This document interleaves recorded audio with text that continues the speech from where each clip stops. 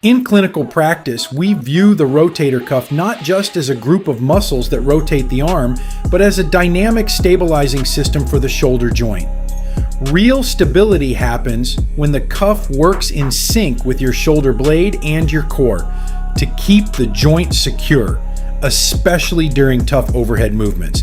Today we're moving past basic isolation exercises.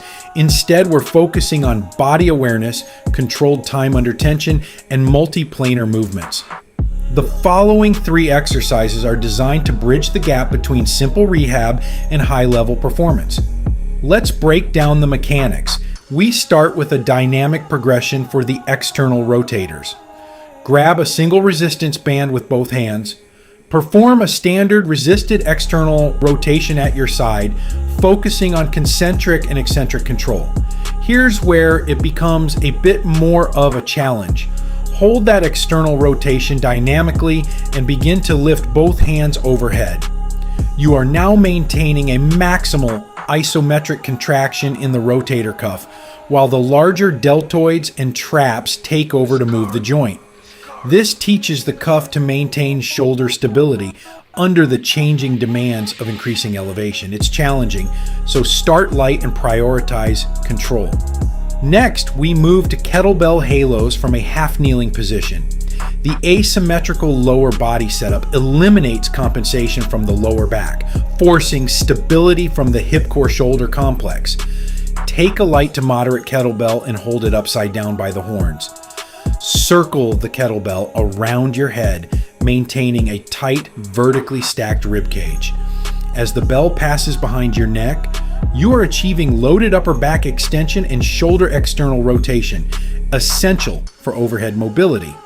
The continuous nature of this drill improves neuromuscular timing and trains the cuff to stabilize against force from every angle. Keep your neck relaxed and move the bell with control, not momentum. Finally, we train the shoulder as a complete stabilization unit.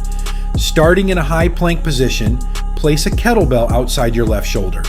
Reach with your right hand under your body, grasp the handle, and perform a pull-through to the opposite side.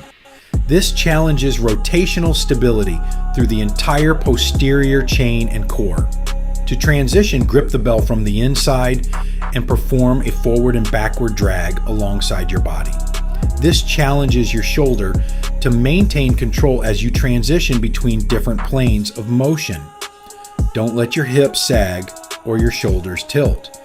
You want to teach your shoulder muscles how to keep the joint stable and centered while you're under a heavy load. Shoulder health isn't about passive stretches. It's about active integrated control across all vectors of movement.